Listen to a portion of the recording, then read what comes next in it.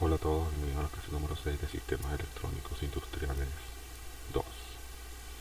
En la clase pasada estuvimos viendo eh, tópicos sobre el diseño de autómatas finitos basados en el modelo de Moore y en el modelo de Lee.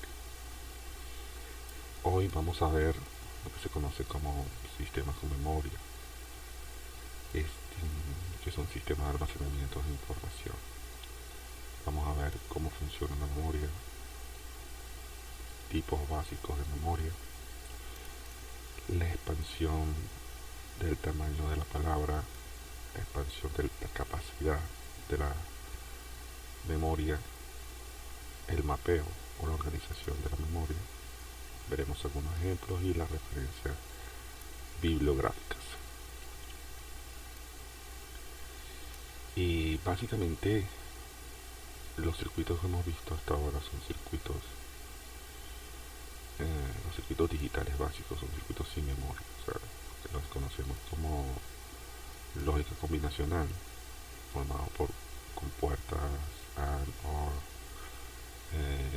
NOT, y son, son sistemas que cuando los unos o los ceros de sus entradas desaparecen, sus salidas también desaparecen, cambian.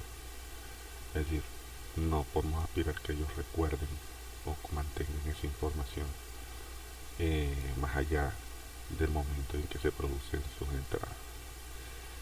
Esos son circuitos sin memoria. O sea, cuando guardamos un 1 o producimos un 1 debido a un 0 a su entrada, por ejemplo, entonces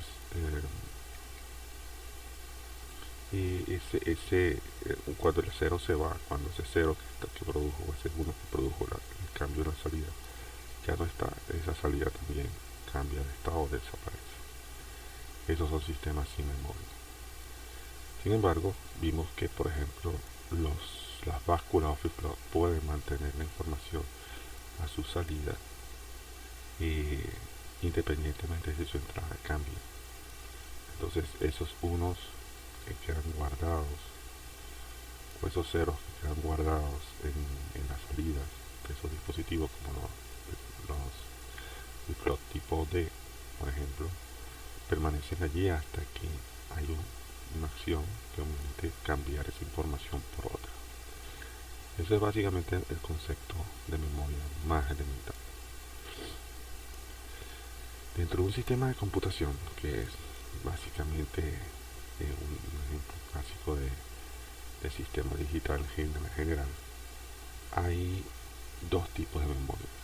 La memoria principal, que es la que con la que trabaja la unidad de procesamiento central o CPU, y la memoria auxiliar o memoria de almacenamiento masivo. La memoria principal es una memoria hecha básicamente de semiconductores.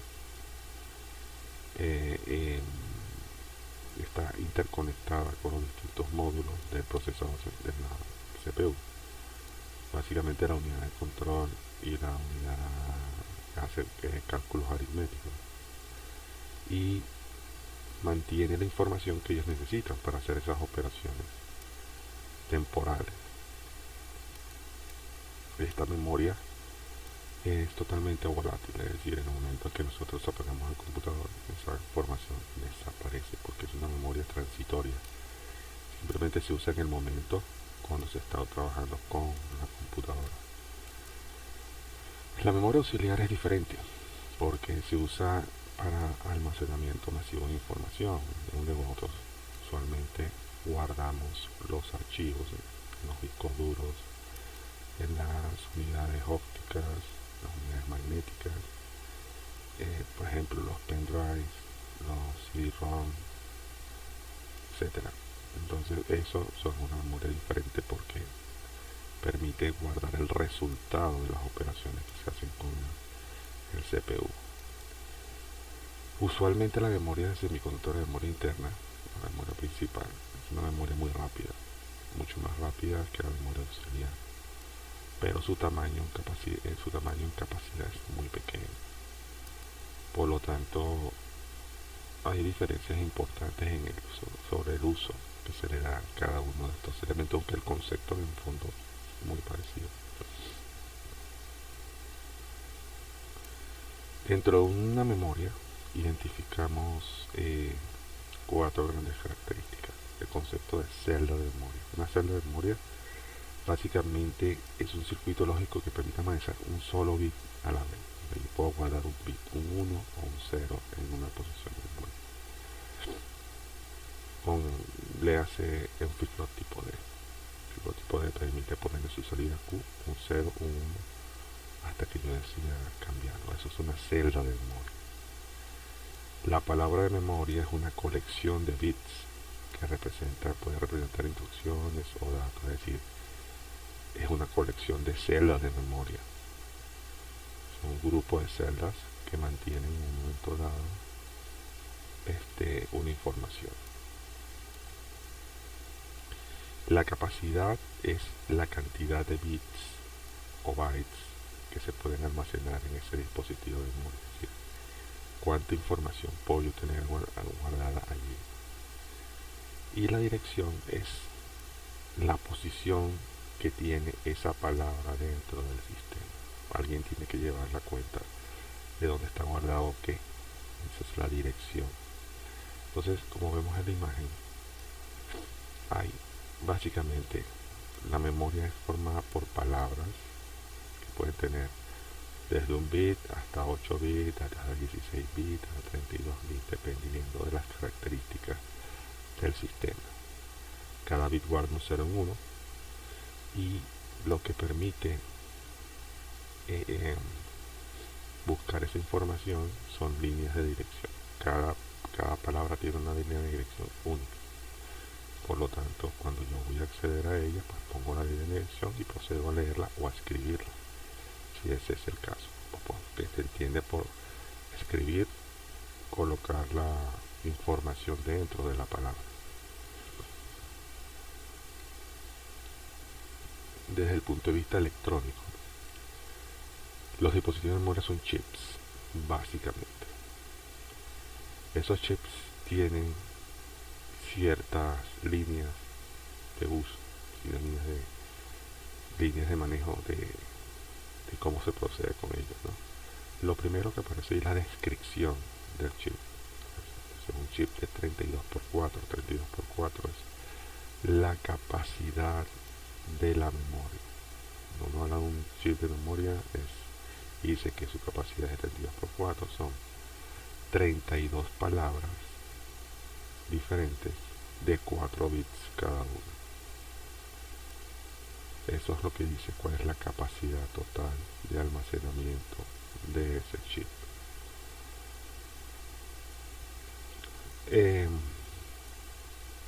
También tiene para poder procesar eso.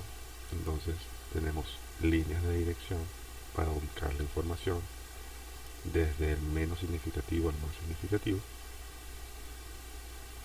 Si tenemos en este caso 32 posiciones diferentes, 2 a la 5 da 32, es decir, necesitamos 5 líneas de dirección. Recuerden que en la nomenclatura digital el 0 cuenta, entonces esas 5 líneas de dirección las catalogamos desde address 0 hasta address 4. Como tiene 4 bits de almacenamiento, cada dirección tiene 4 bits de almacenamiento, entonces hay 4 líneas de entrada, y sub 0 y sub 3, para poder almacenarlas. Cada una es un bit. Y hay 4 líneas de datos cuando voy a leerla, 4 líneas, por supuesto, para poder sacar la información de la memoria. Entonces tenemos líneas de datos, líneas de dirección. Y luego 2 líneas adicionales, que son la de control. La primera es el memory enable. El memory enable es la línea que le dice a esa memoria que va a poder ser leída o escrita. Es como el control sobre el chip. Si ese memory enable no está activo, entonces el chip es totalmente ignorado. Si le toca ser leído o escrito, entonces lo habilitamos a través del memory enable. Y luego está la instrucción de orden de read o write. Read en este caso es positivo, cuando tiene la raya arriba, y el write es negativo, o sea, un 0, para hacer comandos de escritura. Entonces, read, write negado, un 1 o un 0, para hacer lectura o escritura. Y eso es básicamente lo que es un chip de memoria. Y todos tienen más o menos las mismas características. Una pequeña diferencia dependiendo del fabricante. Entonces, bueno, esos son el elemento de memoria que vamos a estar estudiando. La operación, hay dos operaciones obvias, pues, la operación de lectura y la operación de escritura. La operación de lectura es básicamente transferir la información interna que está dentro de la memoria para ser usada por otro dispositivo. Generalmente de eso se encarga el CPU, el Internet. Si necesito esta información, él va y la solicita. Y la operación de escritura es eh, como colocar dentro de una dirección determinada la información que se necesita ser guardada. Por ejemplo, si yo quiero hacer una operación de write, que es guardar la información, coloco el address donde quiero guardarla, pongamos el 0100, y agarro, perdón, coloco el address que es 00011, y coloco la información en ella, que es 0100. Y de esta manera queda guardada en memoria esa información. Si quiero hacer una operación de lectura, selecciono la locación que quiero leer, en este caso 11110, yo activo el memory enable de la memoria y saco la información. La información es 1101. Y así, eso es todo. Básicamente eso es en esencia lo que tenemos que hacer.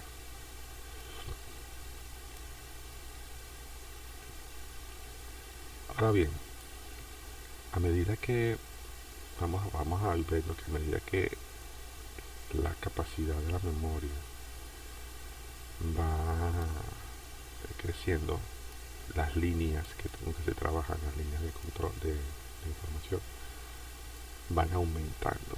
Entonces se hace difícil representar en un esquema electrónico toda esa cantidad de líneas, o sea, a nivel esquemático. Entonces se recurre a una nomenclatura un poco más compacta que se llama bus. Los buses son grupos de líneas. Se dibujan como si fuese una sola, pero en realidad contienen muchas. Van a ver acá donde dice bus de direcciones, hay una línea inclinada indicando que esta línea representa varias. En el caso anterior, las líneas de direcciones eran 5, entonces eso es un bus de 5 líneas, que es el bus de address. Es una dirección unidireccional, siempre va de la CPU al módulo de memoria, porque el CPU es el que direcciona. Piensen que el CPU es como la cajita inteligente que sabe lo que se está haciendo allí. Entonces, si yo quiero escribir o yo quiero leer, entonces coloca la dirección donde yo quiero escribir o donde quiero leer y procede a hacerlo. El bus de datos es el grupo de líneas que tiene que ver con el ingreso o la salida de esa información. Muchas veces no son separados, es un único bus. El mismo bus permite ingresar la información y extraer la información, por lo tanto simbólicamente es un bus bidireccional. Entra información y sale información por ese mismo bus.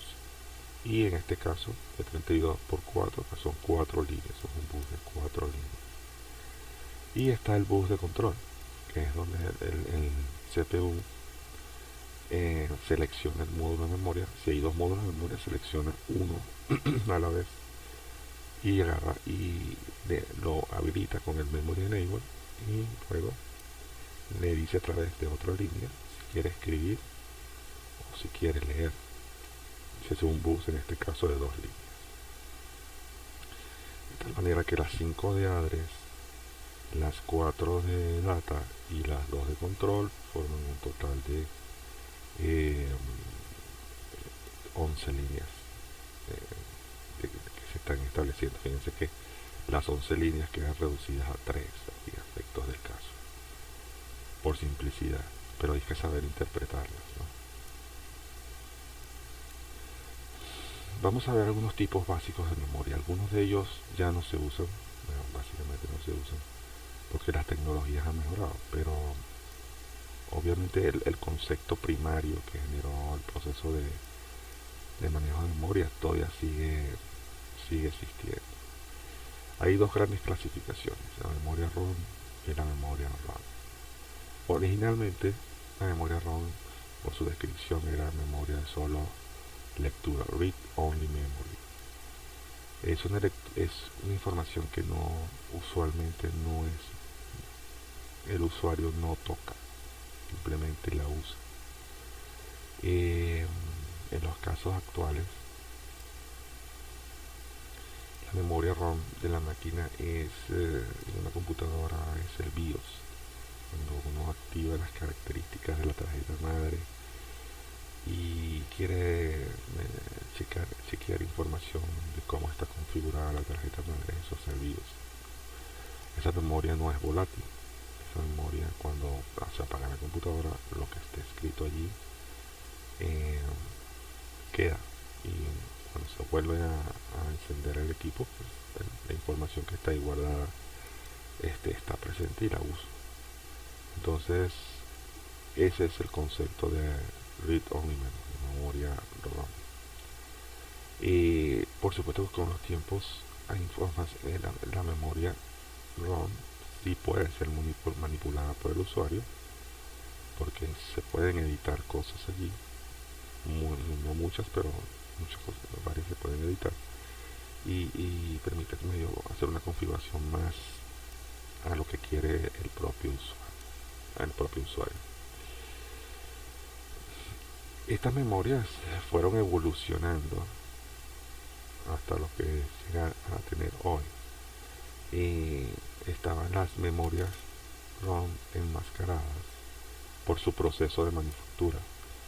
La información que quedaba en la memoria es como una especie de máscara que se quemaba para poder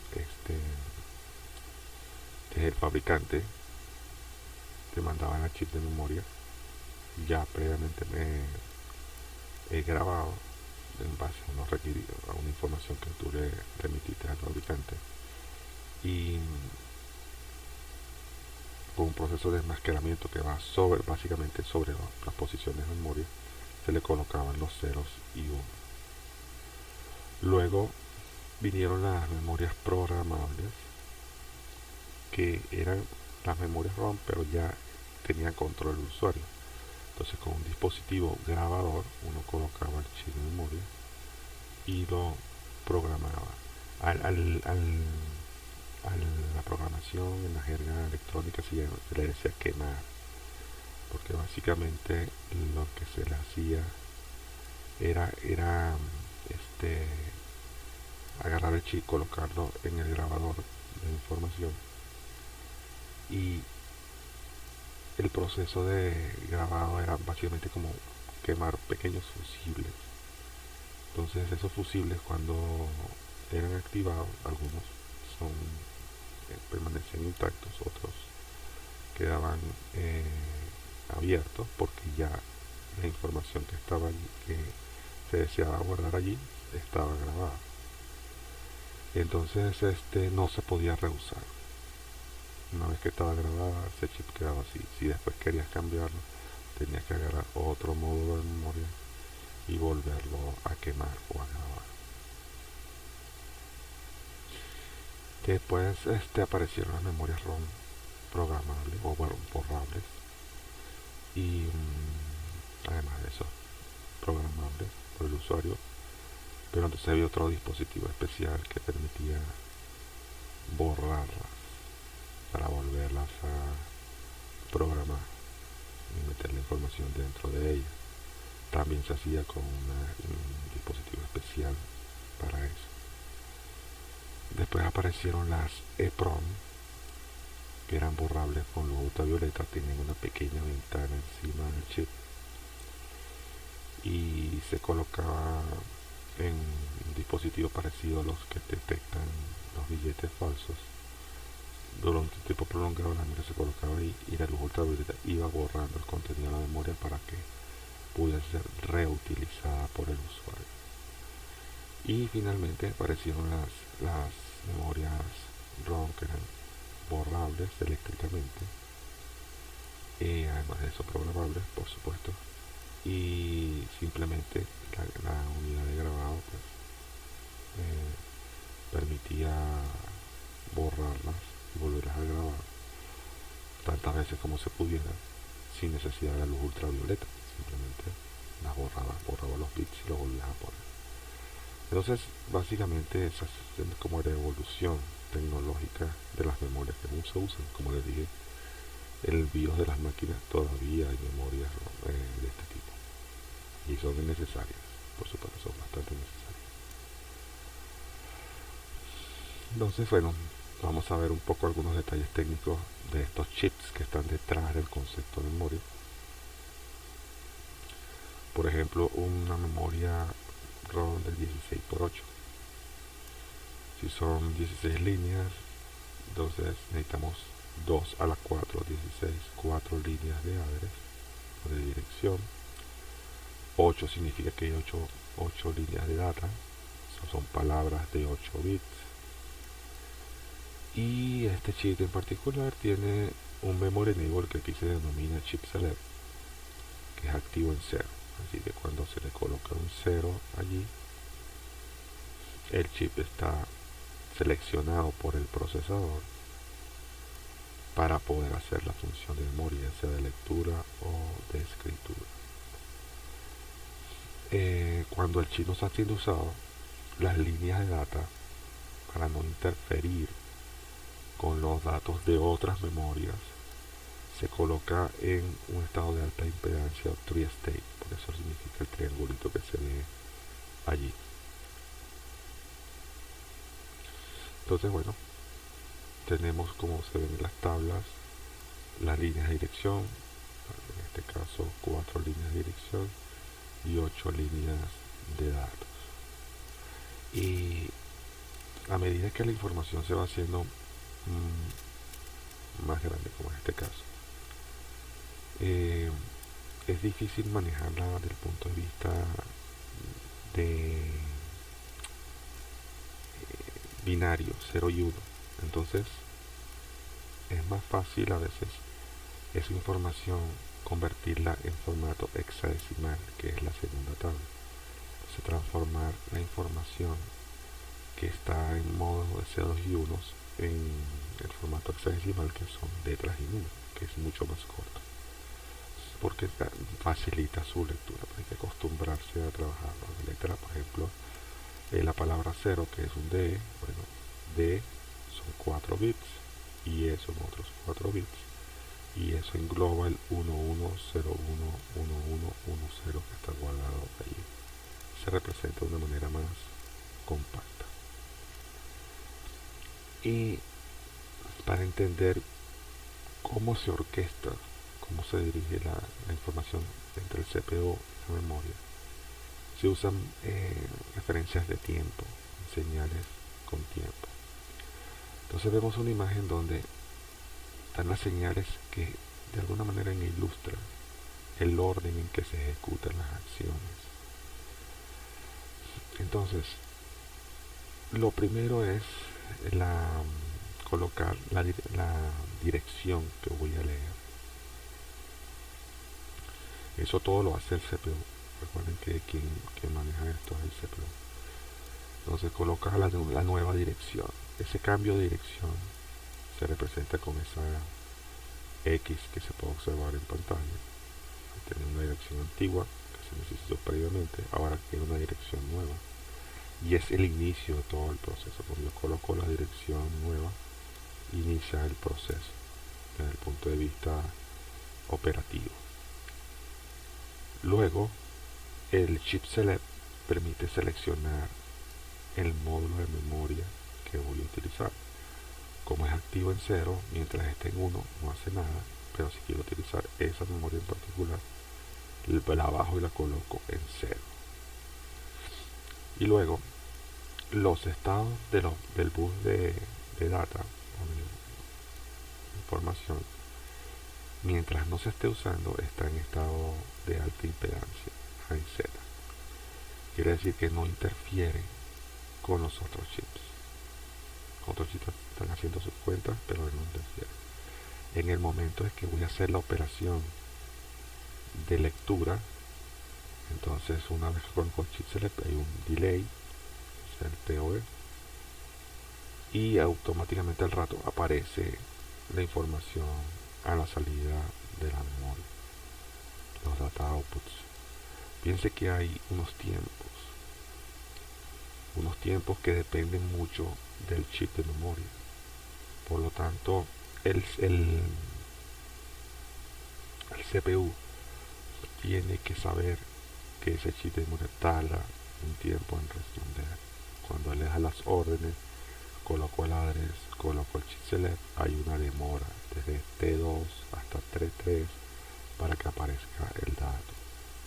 Eso implica muchas veces que hay que tomar en consideración eso, que a pesar de que el CPU pueda ser muy rápido, la memoria tiene su tiempo de respuesta y que tiene que esperar para que le coloque la información.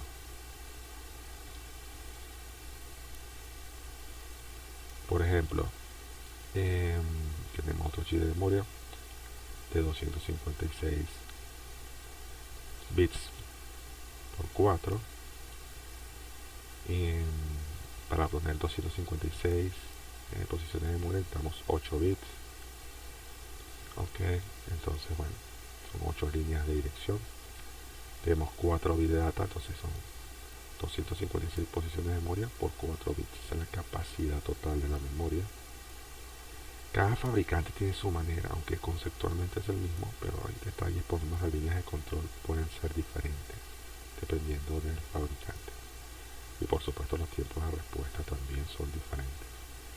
En este caso en particular, las líneas de control, que son unos enables que están allí, E0 y E1, activos en 0, pues se usan para controlar ese chip. Hay que buscar el data chip, la información técnica de ese componente en particular para ir a los detalles. Nuevamente el proceso, coloco la línea de dirección nueva. Aquí este fabricante, el orden es diferente. Tengo el chip enable, que es como el conjunto de los dos que están allí. En ese enable solo es el conjunto de los dos enable que están allá. Está en 1, lo bajo a 0 primero. Fíjense que el orden cambió literal un poquito. Primero va el enable para seleccionar el chip. Luego viene el address, la dirección que quiero leer.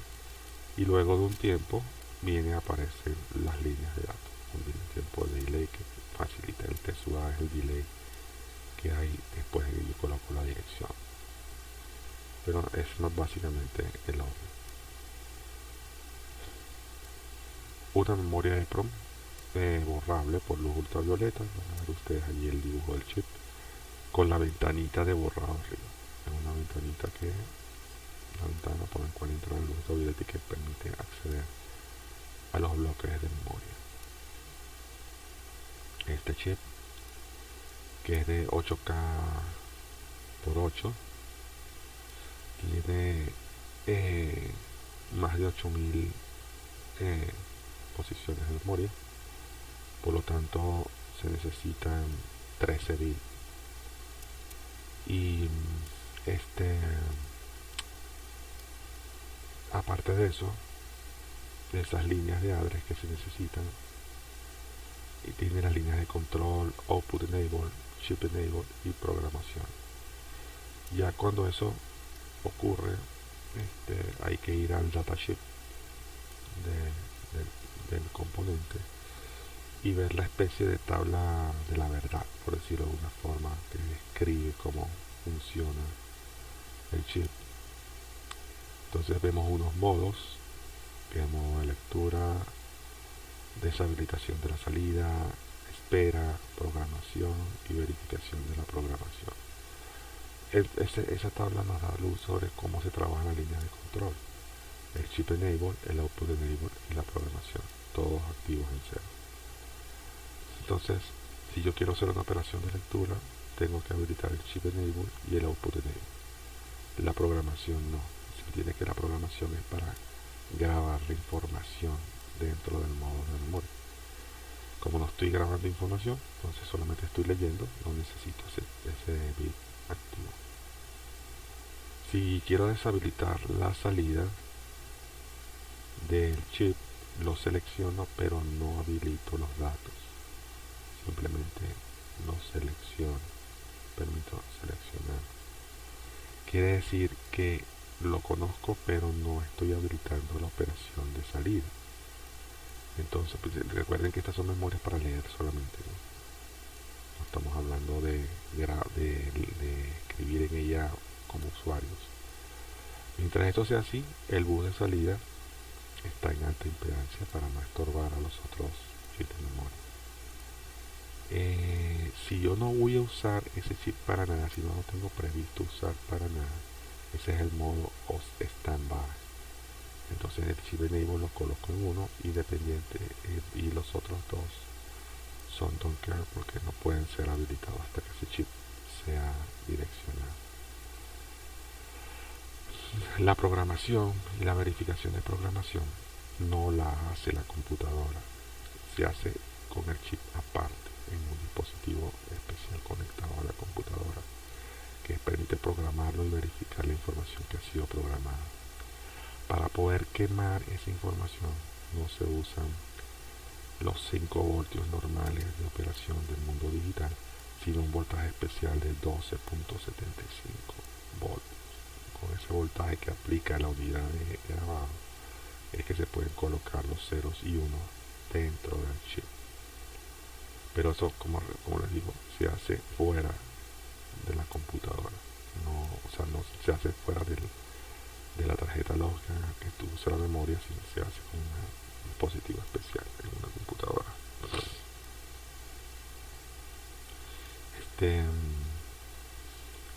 Bueno, eso. La memoria programable ROM. Ahora tenemos una memoria de 2048x8. Para hacerlo se requieren 11 líneas de dirección, tener todas las posiciones en memoria. Y 8 bits de data. El BPP es el voltaje de programación. Ahí se han obviado la tierra y los 5 voltios que necesariamente se necesita. Y aparece el BPP, que es el voltaje de programación de la memoria. Y las líneas de control son el chip enable, que es el 0, y el program, que es el 1. Cuando está el chip enable en 0, el programa no está activo. Cuando el programa está en 1, el chip no está activo. Y el output enable, que es para vaciar la información. Entonces el diagrama de tiempo para eso es el que ustedes ven allí. En el proceso de programación se coloca la dirección N, ¿verdad? Al mismo tiempo se coloca el output enable en 1 para evitar que mande cosas al bus, porque se supone que ya estoy escribiendo. Por lo tanto, el output enable tiene que estar en 1, no debe funcionar. Y vamos y tenemos listo el voltaje de quemado, que es el BPP de 12.75 voltios ya listo. Colocamos la data que va a ser grabada dentro de la memoria. Este es el procedimiento de grabación. y un cierto tiempo después se procede a darle la orden de quemar o programar esa información. Lo digo un tiempo muy breve. Una vez guardada la información en memoria, se procede a la siguiente dirección, que es el n+1, y así la siguiente y la siguiente, y es el mismo procedimiento todo el tiempo. Pero básicamente esas son las temporizaciones que hay para ese procedimiento. Eso va a ser el programita que está en la computadora, el programa para quemar, junto con el aparato que se conecta al puerto. En aquella época, épocas pasadas, un puerto serial o un puerto paralelo. En este caso ya se usan puertos USB, se usarían puertos USB básicamente.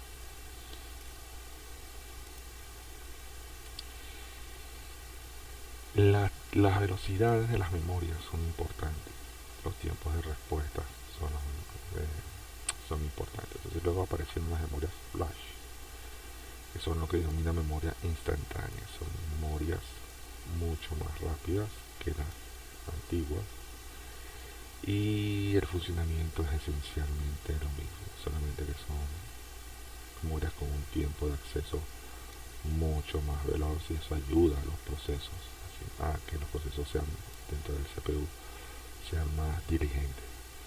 Entonces en este caso una memoria de 32K por 8 pues necesita 15 líneas de dirección, de la adres 0 a la adres 14, 8 bits de datos en este caso, es una palabra de 8 bits, cuando en esa época todavía las palabras 8 bits eran un estándar, por supuesto. Y las líneas de control, que son output enable, chip enable y write enable, todas activas en 0. Entonces, bueno, nuevamente el datasheet del dispositivo dice que hay tres modos: el modo read, el modo standby y el modo write. Y para hacer lecturas de memoria, el chip enable tiene que estar activo en 0, el output enable tiene que estar activo en 0, y el write enable por supuesto no, porque no se está haciendo una operación de escritura o de grabado. Y el modo standby es cuando no se usa la memoria. Entonces está el chip enable en high, por tanto los otros no importan en lo que estén, y el bus de datos queda en modo alta impedancia para no interferir con la operación de los otros modos. El modo write tiene chip enable en 0 y el write enable en 0, para decir que seleccione el chip de memoria y además de eso le voy a escribir, y la data ingresa a la memoria. Dice una nota allí que el voltaje de quemado no puede ser menor que 6.5 voltios para realizar la operación de escritura. Es decir, que hay más holgura, no tiene que ser exactamente 12.75, sino un voltaje superior a 6,5 voltios. Y eso son especificaciones del quemador de memoria, el grabador de memoria. Aquí tenemos una memoria de 8K por 8 con las mismas características que hemos visto hasta ahora. EEPROM, que es borrable y grabable eléctricamente. Igual pues tenemos líneas de address, líneas de dirección, líneas de data y líneas de control. Tenemos allí la tabla que describe la operación de la memoria y el diagrama de tiempo. Fíjense que dependiendo del fabricante y la tecnología, en este caso pues son EEPROM, cambian un poco el orden en que se realizan las operaciones. En este caso se coloca primero la address. Si quiero hacer una operación de escritura para grabar, coloco el chip enable en 0 para seleccionar el módulo, al mismo tiempo que bajo la línea de escritura a 0. El output enable no cuenta porque no estamos haciendo una operación de lectura, y al rato coloco la data válida para poder ser grabada. No hay una operación de programación como tal, simplemente la orden de write es una orden de programación básicamente.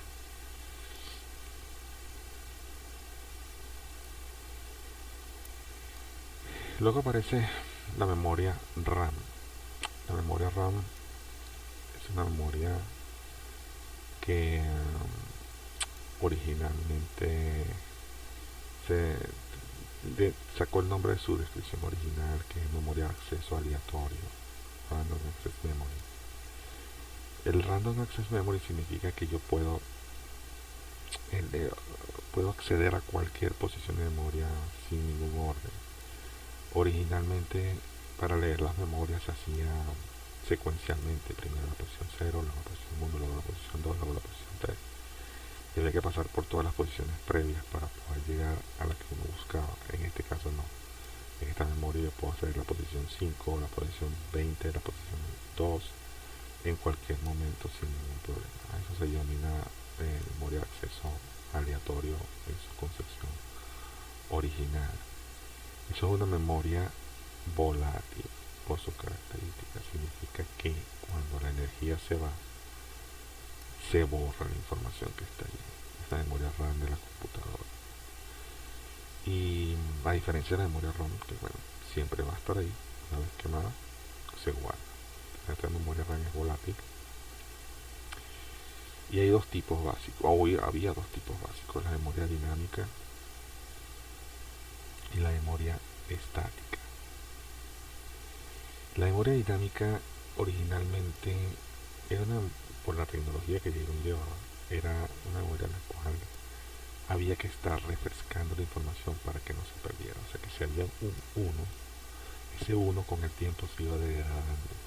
Y en vez de ser 0 y 5, valía 4 y punto 3 y 4.1 y 3.98. Entonces iba perdiendo el voltaje. Es como un condensador que se va descargando. Yo cargo el condensador, le coloco un 5 voltios, pero si no lo vuelvo a cargar, él va perdiendo con el tiempo ese valor. Entonces son memorias que necesitaban ser refrescadas. ¿Sí? Si tenían uno, había que pasar por allí solamente para refrescarlo y mantener ese uno ahí. En cambio la memoria estática no. Ese último de tecnología permitía colocar un 1 y bueno, ya ese 1 quedaba allí hasta que se apagaba la computadora, no se usaba de otra manera. Entonces había las RAM dinámicas y las RAM estáticas. La memoria mucho más rápida que la ROM y cuya utilidad es diferente la manera de utilizarla, ¿no? Esa memoria RAM, por supuesto, que al final tiene las mismas características de una memoria convencional: líneas de address, líneas de data y líneas de control, solamente que su uso es diferente.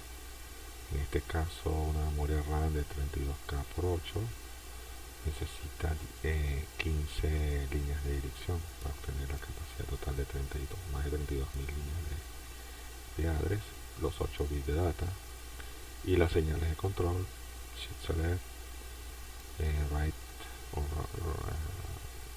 read, en caso que aplique, y el output NI. Y bueno, con la tabla de información que da el fabricante, uno puede tener la manera de electrónicamente cómo controlarlo: la operación de lectura, la operación de escritura y el output disable si no va a utilizar el módulo, ¿no? Entonces bueno, eso es en esencia lo que es la memoria como tal. Es una memoria mucho más rápida, es la memoria donde en la computadora el CPU usa para hacer las cuentas en momentos de memoria instantánea. Por supuesto que cuanto mayor es la memoria RAM, pues más cantidad de cosas puede hacer el CPU.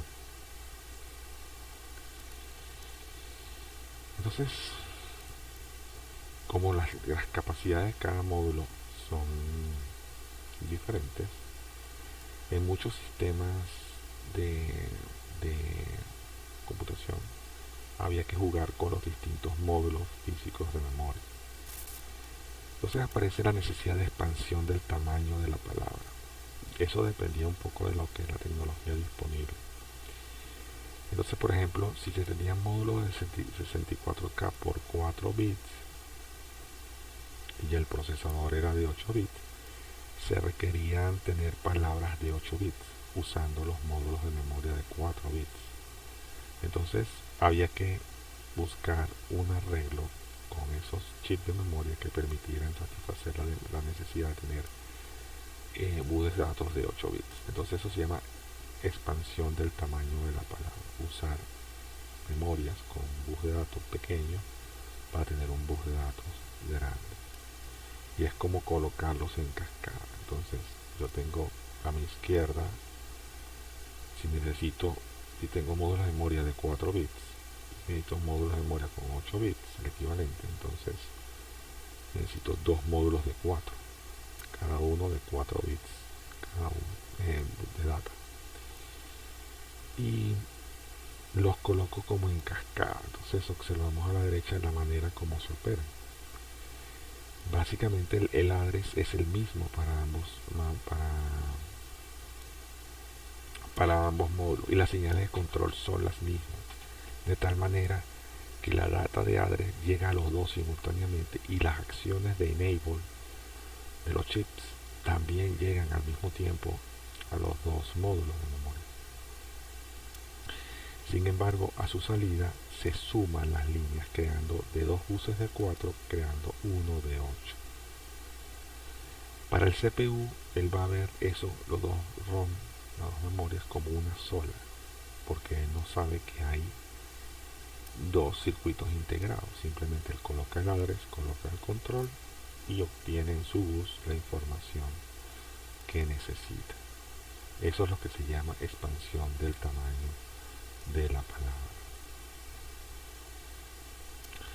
Entonces, si se tienen módulos de memoria con las siguientes características: 64K por 4 son 16 líneas de dirección, entonces y 4 de data, tenemos los enable o las líneas de control asociadas a ellos. Entonces, si yo quiero utilizar un bus de 8 bits, entonces vean ustedes cómo se utilizan. El address, todas las líneas de address llegan a la ROM 1 al mismo tiempo que llegan a la ROM 2. Y el enable es simultáneo, eléctricamente están conectados los enable de la memoria 1 y la memoria 2 para habilitarlos o deshabilitarlos al mismo tiempo. Y en la constitución del bus de data se utilizan las 4 líneas de datos de la primera memoria junto con las 4 líneas de datos de la segunda memoria. Ahí hay que tener claridad porque como se va a estructurar un solo bloque de memoria usando estos dos chips, hay que saber cuál es el menos significativo y cuál es el más significativo. La memoria 1 maneja los 4 bits menos significativos y la memoria 2 maneja los 4 bits más significativos. De tal manera de saber qué es lo que estoy leyendo en un momento dado y no leerlo mal, no leerlo al revés, por ejemplo. Por ejemplo, una cosa mucho más básica, memorias RAM de 16 por 4, 16 bits por 4 bits de data y se requieren 16 bits por 8 bits de data. Tenemos expansión de la palabra. Entonces nuevamente el address llega simultáneamente a las dos memorias. Las líneas de control de read, write y sheet enable también llegan simultáneamente a las dos memorias y colocamos en cascada las líneas de datos. Son en total 8 líneas, las 4 de abajo para la memoria RAM 1, las 4 de arriba con la memoria RAM 0, y ahí se estructura el bus de datos de 8 bits.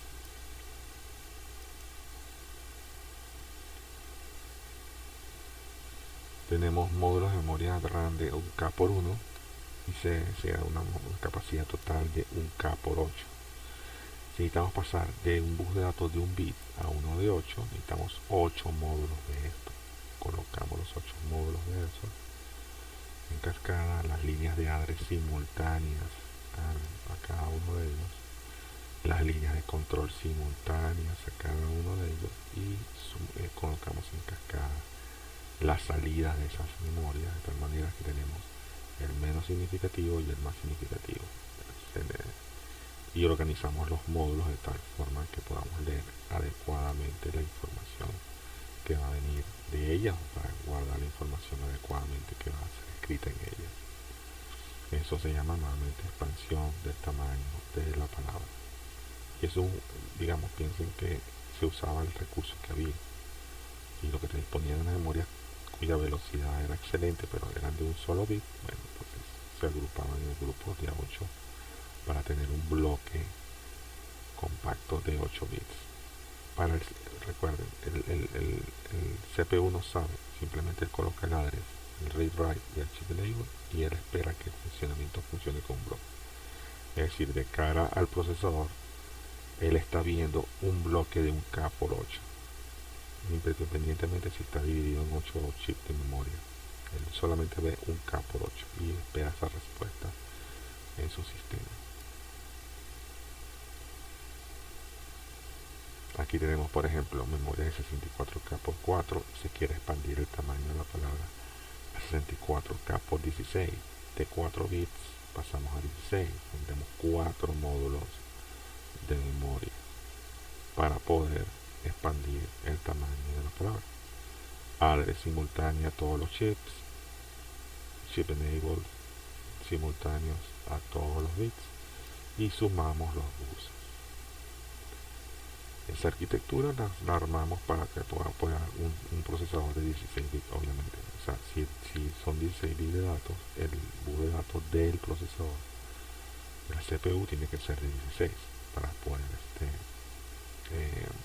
emparejar eso, ¿no? 16 bits de address, 16 bits de data y las líneas de control, las que se necesiten.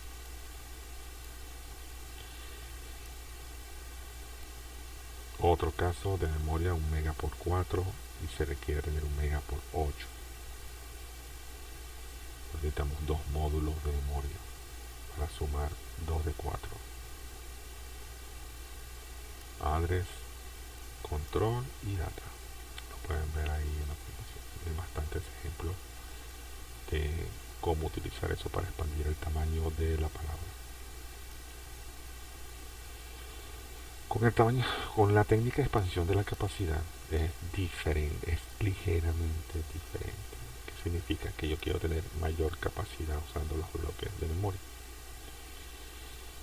Y eso, la técnica cambia un poquito, porque estamos sumando celdas, no buses de datos, líneas de datos, sino celdas. Tenemos un cierto grupo de celdas de memoria y necesitamos colocar más celdas.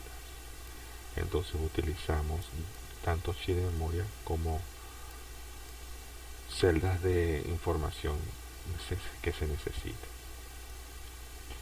Entonces es como colocar los chips de memoria unos apilados con otros, de tal manera que se suman las celdas que cada uno aporta, ¿no? Los módulos se sobreentiende que son iguales, tienen las mismas líneas de control, las mismas líneas de address y los mismos números de líneas de data. Ahora vamos a ver cómo se hace. Es un detalle pequeño pero importante para procesar esto. Se tienen módulos de memoria de 16 por 4 y se necesita una capacidad de 32 por 4. Observen, los mismos números de data, pero son 16 posiciones de memoria por cada módulo, y el sistema necesita 32. Para pasar a 16 a 32 necesitamos 2 módulos de memoria. ¿Okay? Ahora, cada módulo de memoria se va a encargar de un rango de direcciones. Los primeros 16, que son como las posiciones bajas, y las segundas 16, que son las posiciones altas. Entonces, esos módulos deben ser manejados adecuadamente. Entonces observamos en la parte de arriba, si son 16 posiciones de memoria cada chip, necesitamos 4 líneas de dirección: address 0, address 3. Y esas líneas de dirección llegan simultáneamente a cada memoria, solamente que los chips no van a ser leídos al mismo tiempo, porque la información que ellos guardan es diferente. Entonces, ¿qué se hace? se supone que el bus de address que maneja el CPU tiene más líneas de dirección, solamente que en este caso yo utilizo 4 de esas líneas para manejar la memoria. Hay una quinta línea de dirección que es la que me va a permitir a mí manejar la selección del módulo de memoria en cuestión, que es el chip select. Entonces notarán ustedes que ese chip select, que es la línea de dirección AB4, es una quinta línea de dirección, solamente se usa para seleccionar el módulo correspondiente. Entonces si esa línea vale 0, va a apuntar al chip select de la RAM 0 y va a seleccionar ese módulo, habilitando el rango de dirección primero, o sea, el más bajo. Por lo tanto, cuando la línea de dirección va al otro módulo, va negada, es decir, que cuando esta está en 0, aquella va a estar en 1. Ven el negador conectado al chip select de RAM 1. Entonces coloco un 0 en AB4, va al chip select del RAM 0, selecciono el RAM 0. Pero al mismo tiempo ese 0 pasado por el negador es un 1. Quiere decir que el otro chip no va a ser leído. Trabajo con el RAM 0 en las posiciones de memoria que le corresponden a él. Hago lectura, escritura de él. Si necesito guardar la información en la parte superior de la memoria, coloco igual un 1 en AB4. Ese 1 deshabilita el RAM 0 porque es activo en 0, pero el negador lo transforma en un 0 para RAM 1. Entonces quiere decir que estoy seleccionando la memoria 1 y es el bloque superior. Vean abajo la descripción de los rangos de memoria. El RAM 0 maneja desde el 0000 hasta el 01111. El quinto bit, que es el más significativo, es el que controla esa memoria. Esa memoria, recuerden, son 4 bits más el de control. Entonces ese 0 permite manejar todas esas posiciones de memoria del rango bajo. Cuando coloco el quinto bit en 1, me cambio al módulo de RAM 1 y manejo las 16 locaciones de memoria que están allí.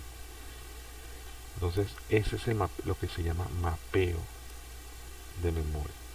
O sea, tengo que utilizar la tecnología disponible para armar mi estructura. Desde el punto de vista de operación, el CPU solamente de un bloque de 32x4. Él se encarga, utilizando la línea de control AB4 y el read-write, para escribir y leer de ese gran bloque de memoria de 32 posiciones, que físicamente son dos grupos de 16. Aquí te tienen módulos RAM de 1 MB por 8 y se requiere expandir la capacidad a 2 MB. Tengo que duplicar la capacidad de 1 MB a 2 MB. Para eso, para 1 MB se necesitan 20 bits. Y entonces yo tengo módulos de 1 MB por 8 con el mismo bus de datos de salida de 8 bits. Y tenemos que colocarlo básicamente para utilizarlos ambos. Entonces, ¿qué observamos? Que para expandir la capacidad manejo el enable con una quinta línea de dirección. Esa quinta línea, la 21 línea de dirección de address, esa va al chip enable. Entonces, cuando esa línea está en 0, habilito el RAM 1. Cuando esa línea está en 1, dado el negador, habilito el RAM 2. Entonces tenemos un grupo de línea inferior y un grupo de línea superior de address para manejar toda la data que está en esas memorias. ¿Okay? Esta es expansión de la capacidad usando módulos de memoria adicionales. Aquí tenemos módulos de 512K por 4 y queremos expandir a un mega por 4. Un mega son 2 módulos de memoria más. O sea, son 2 módulos de memoria en total. Entonces, bueno, tenemos las adres para 512, que son 19 líneas. Y el address adicional, que es el address 19, para manejar los enables de los módulos. Una cosa son los address, recuerden, una cosa son los address que maneja el módulo y una cosa son los address que maneja el CPU. Yo puedo tener un CPU con más líneas de address que los módulos del módulo para poder hacer eso. El CPU es el centro de la tecnología en este caso. Y así pues usando el truco del negador puedo habilitar un módulo de memoria o no. Y el mapeo es así, pues por secciones. Dependiendo de los bloques de memoria, cada memoria tiene un bloque asignado de operación. Y eso es lo que se conoce en el mundo de electrónica como módulos de memoria del sistema. Esta información aparece en los libros de sistemas digitales y principios de aplicaciones de Ronald Toshi y Neil Whitmer y de fundamentos de sistemas digitales de Thomas Floyd. Nos vemos en la clase número 7.